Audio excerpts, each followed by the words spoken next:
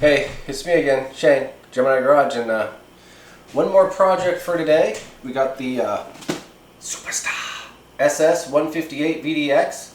If you're wondering why I'm saying Superstar so funny, that goes back to an old Saturday Night Live skit.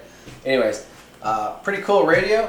I believe this radio has the same board in it as the RCI 69 base, not the Plus, but the old one, and the same board as the 69 VHP mobile, but it's got a couple less MOSFETs in it. This is like 45-50 watt radio maxed out rather than 80-90 watt radio like those other ones are. But this thing's box stock, hasn't been converted or tuned or any of that, so gonna have to do that too. So I'm going to pause it and get it together a little bit here, and we'll get to unboxing it. So stick with me. All right, well, here we go again. It's the Superstar VDX, which is the they put like a different variable power on here, and it's also got the dimmer on here. The other one, the older one, was the EDX, and then they've got a version of this too with that they put the larger the FFB4, which is now the FFB6. They've also got some of the high power versions of these too, except I believe those have the N1 board in them instead of the older 6900 board in them. So they're all over the place with their radios and that kind of stuff. Ranger's like a parts warehouse. It would just be nice if they would just give you a checklist and you could just basically build your own radio, because that's pretty much what they're doing there most of the time, is swapping parts all over the place. But anyways, here we go. This is what the box looks like.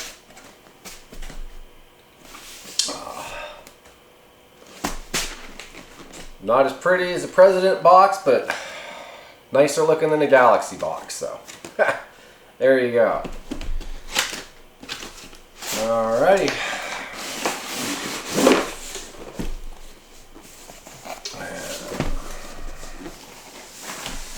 And let's see here. Our bracket here. Microphone and our power cable. I believe these come with an SR198 noise canceling. Yep. So SR198 noise canceling mic. It's got some of those little adhesive pads you put on the inside of the mount here, and then your knobs. So microphone, power cord, knobs, mic mount, and adhesive for the bracket here. And we got a manual here, and caution, this radio is intended for use by blah blah blah. Okay, some bubble wrap here.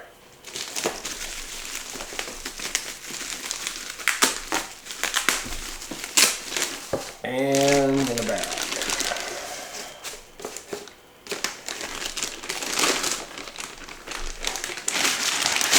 Okay. Alright, let's get this box out of here.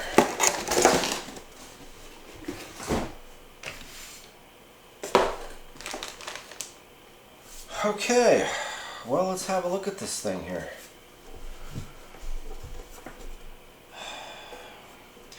They're nice looking radios, that's for sure. I mean, just a very nice, nice looking radio there. Got just a tiny little bit of a blem right there, but you're not going to get a perfect probably radio from Ranger. They've all got sometimes little scuff marks and this and that here. Kind of ridiculous, but it is what it is, right? So, yep. Good old-fashioned 4-pin side mic. It's got a heatsink on the back. You can tell this heatsink is definitely smaller than what it is on like the VHP or even like a Striker 955. I mean, it's still a significant heatsink, but you can tell it's, you know, it's a dual final heatsink rather than, you know, something bigger. I'm kind of surprised they don't just have one heatsink they put on everything, but yeah. Let's see, we got a what do we got on the back here? We got a PA and an external speaker and the power cord and your antenna. So that's what's going on in the back there. Like I said, nice looking radio. So let me pause it real quick and figure out what I'm going to do next here, because I need to take this thing apart and look inside and see what we got going on in there. I'm pretty sure I remember how to convert this thing, but I gotta check real quick. I think it's take the bottom cover off, lift up the resistor or remove the resistor, and then inside there's a jumper that you move. But I gotta double check, so stick with me.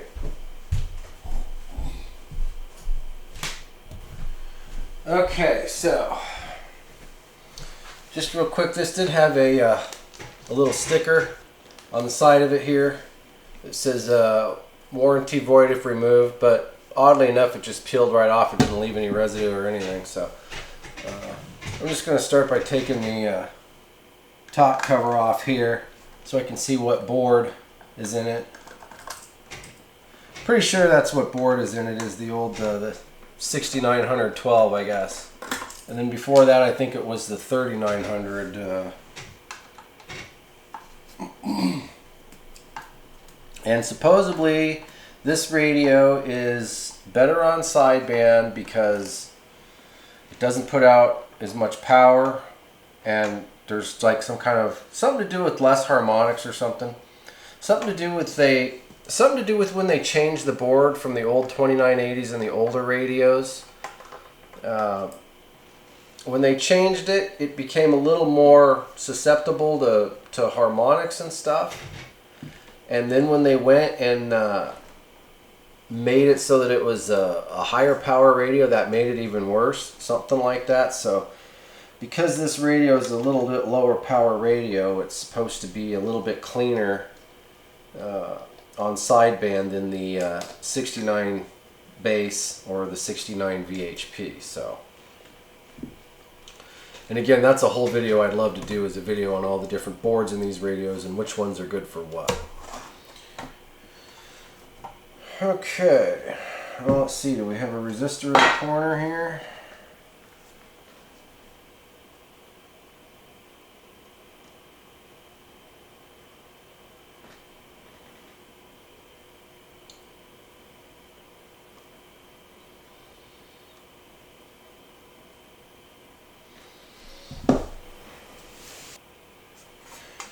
Ranger comes with a 1-year warranty, which I think they come with a 2-year. I don't know. It's like all these radios are. Half of them have been back to the factory, and so they have a 1-year warranty. I don't know.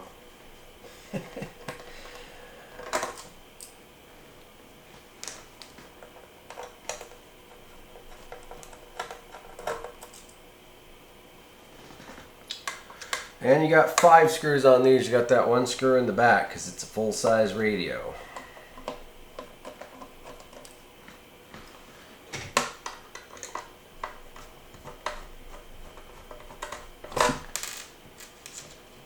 Okay, you definitely want a nice, clean work area to be doing this in.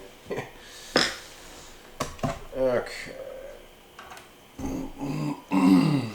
Let's see. Let's just pull our speaker.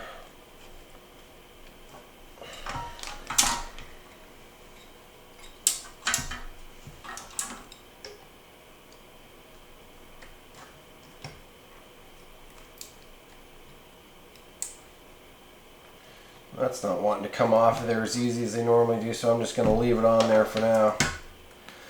Okay, let's see, what do we got here? Alright. Yep, 6911D board. So, I know there's a jumper in here that's got to be moved somewhere. Let's see here. I believe it's that one right there. So what I'm going to do is I'm going to research this real quick, and then I'm going to, I think maybe it's just the one jumper and there's no resistor.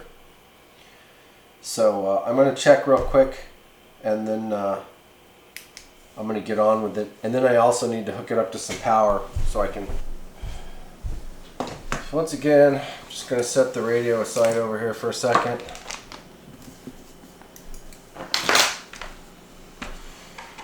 Alright, I need a Phillips head screwdriver here. And I'm just going to strip the ends off of these wires here.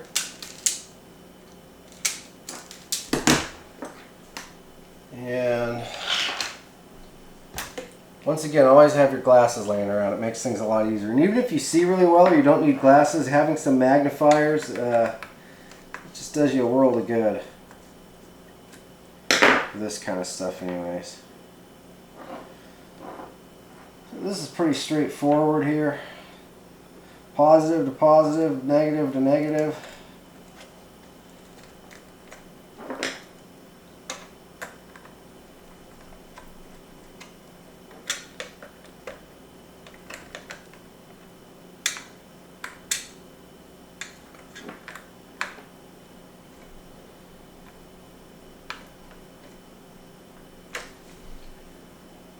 Okay, and then we're gonna put one under the negative. It's not a bad idea to tin these with solder, but this is a really short run, and I may end up redoing this wiring someday anyway, so I think I'm gonna put some blade fuses in some of this stuff, because blade fuses are a lot easier to get your hands on nowadays if you blow one.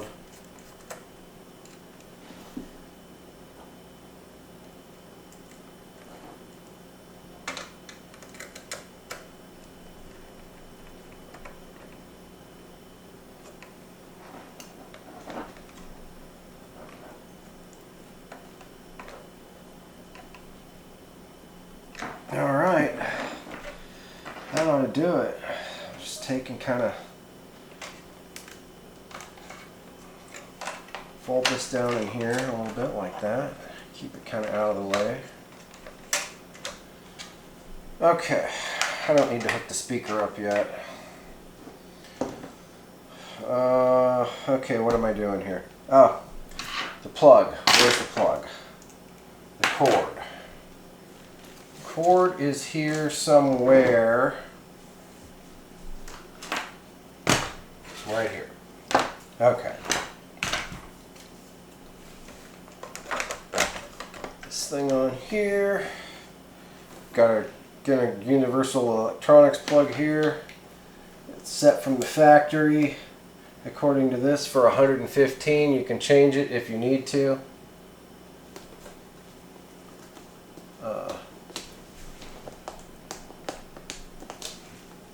And we're just going to go ahead and plug this in. Alright, and plug this into the wall. And we're going to take our radio here. And it might help to turn it the right side up. Well, I'm going to have it upside down for right now, because I have to fiddle around with the jumpers in there. So we're going to have the old girl upside down for a minute here. Take this guard off here.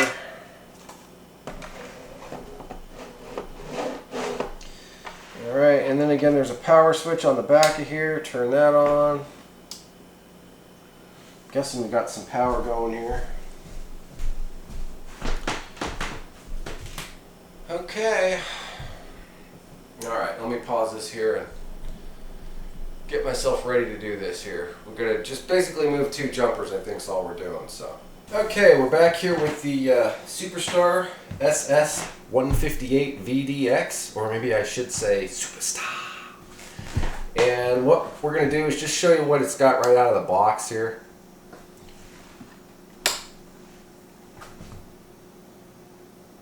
So out of the box, we're at 28,765 on channel 1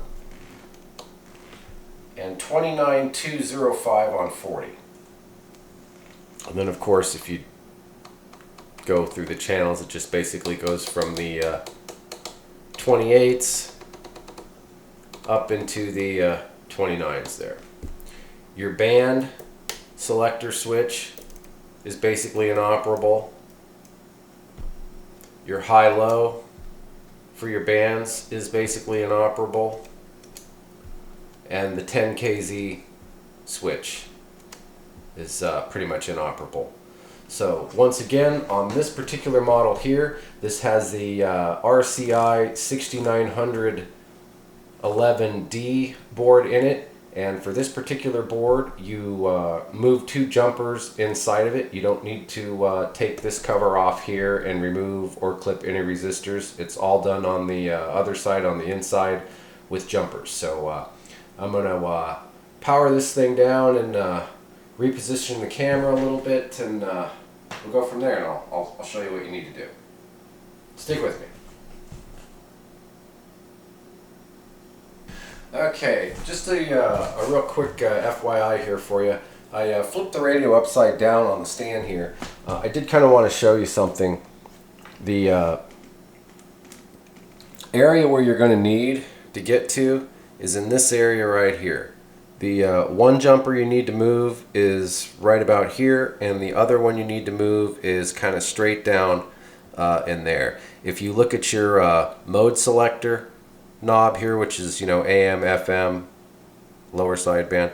If you look at your mode selector knob here and you follow that thing straight and then right straight down kind of under the edge of this circuit board here, you'll find the one jumper. And then, like I said, the other jumper is back here. So I just kind of wanted to give you an idea of where to look for them, because I'm going to flip the radio around and go at it from the other angle. I'm going to turn it around like this. Okay, and I'm just going to show one more time. I'm going to point kind of where these things are. I have a pencil here that I'm going to use to kind of point them out. In case you don't know what this is a device used by myself when I was younger and my ancestors to scribble down information on pieces of dried out tree bark known as paper. You would sharpen the end of this thing here, and there's a little bit of a lead core in here, and you can actually write with it. So it had lots of other uses too. But anyway, so there you go. It's a number 2 pencil, in case you've never seen one of those. So back to the task at hand here. The first little jumper that you're going to need to move is right on the end of this pencil here. It's right there. And there's an IC chip right here. There's a connector right here. There's a crystal right here. And then your jumper right here. And that particular jumper has 6 pins. It's got 3 on one side, on the left side, and 3 on the right side.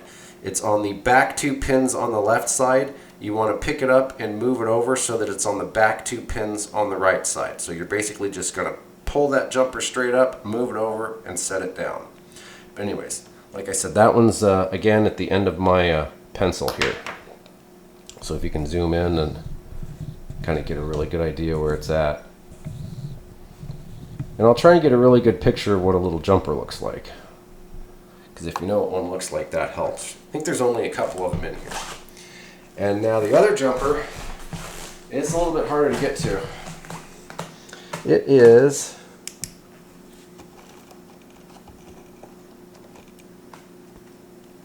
takes me a second, I have to look for it. Right here. So the end of my pencil is actually touching it. You can kind of come over on it on this way. It's just pretty much straight down there. Like I said, if you follow the back of this mode, lower sideband, upper sideband FM knob, if you follow this switch back to here and then go straight down, there it is. Right there. And that's a 3-pin jumper. And it is on the back 2 pins. You need to pick it up and move it over so that it is on the other 2 pins. The 1 pin in the middle is going to be connected no matter what, but like I said, it's jumpers on this side here. You want to pick it up and move it this way. And this jumper here, you want to pick it up and move it that way. So see if I can make sense of any of that while I'm actually doing it. So again, this one here, I'll try and draw a diagram. I'll try and zoom in here. I don't know how well this is going to work, but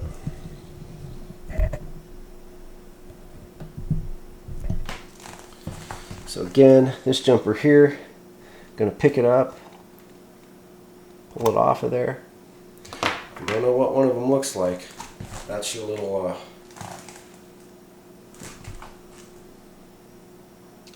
jumper shell right there. And inside of there, it just basically has a connection where it connects those pins together. So like I said, you're going to pull this up and move it over to the set to the right. And you got to be careful because these little pins sticking up, you can kind of bend them if you're not careful. So make sure that it's, you know, on both pins. And it should just push right down on there. Okay. Now we got this one in the back here. Where are you? There you are.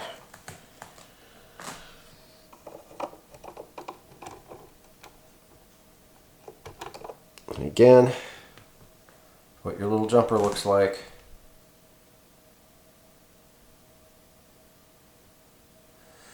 And again, we're just going to move it from the 2 pins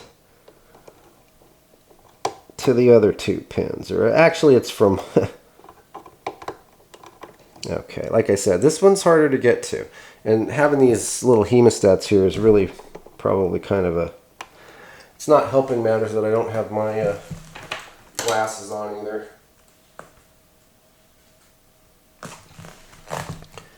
Okay.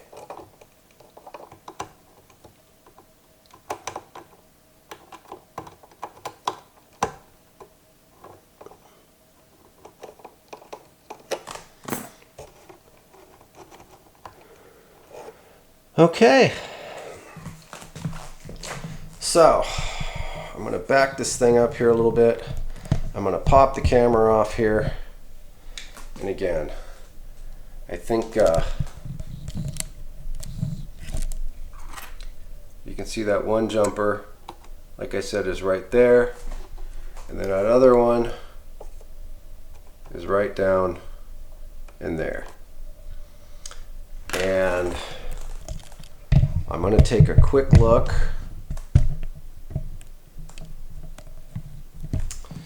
Because I don't think there's really any other... Let me take a quick look in here. I'm going to pause it. I don't think there's really any other jumpers in here. Yeah, you're good. I don't see any other jumpers in here. So again, you just got this one right here and this one back here. Pick this one up and move it that way, and then take the other one and pick it up and move it that way. Actually, the other one, there's really only kind of one way you can move it. But anyways, let's flip this thing around and put some power to it and see what we got. Hold on. Okay, so let's see what we got here. All right, we got 28315. Let's see here. Okay, there we go. All right, well, our band selector switch seems to be working. And our high-low seems to be working. And, yep, there goes the 10kz, so. Okay, there we go, let's see here.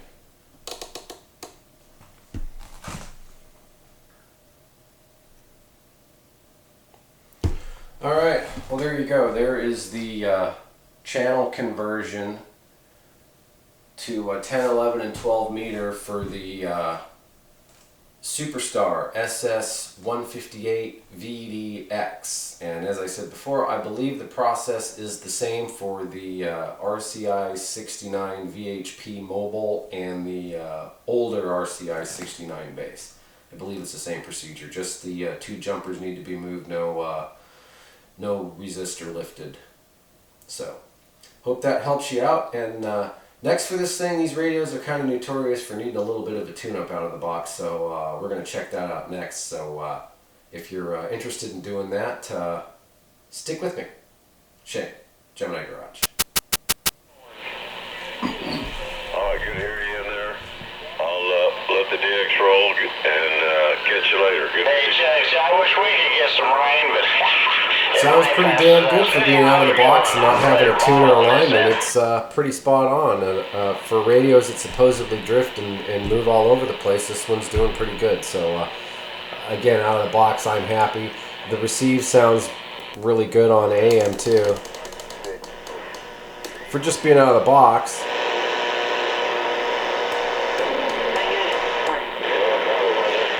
So I mean,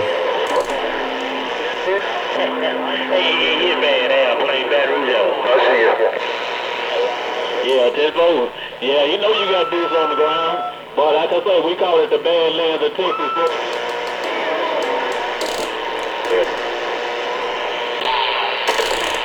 106 in the Badlands of Texas. so there you go. Like I said, for being out of the box with no tune or alignment or anything, can't really ask for more than that. Power output. Let's see, we turn it all the way down. Got variable power on here all the way down. 1.2. About halfway. 8.6. All the way up. 10.4. And again, this isn't a peak reading meter. These are just dead keys. And again, there's been no tune or anything in there. But just kind of showing you what it does out of the box anyway. But yeah, as far as the receive goes out of the box, I'm pretty impressed.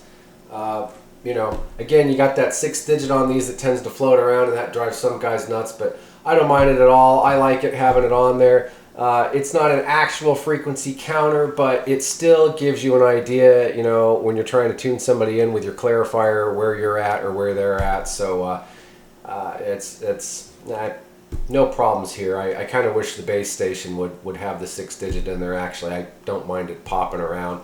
What they should have just done is just put a button on there where if you don't want to have the 6 digits, you could have just turned it off instead of going through all the rigmarole of people complaining about it floating around and then you know, putting 5 digit counters in radios that, you know, should have had 6 digit ones in there. But anyways, so there you go, your Superstar SS158 VDX unboxing and 10, 11, and 12 meter conversion. So, again, Shane, Gemini Garage. Thanks for watching.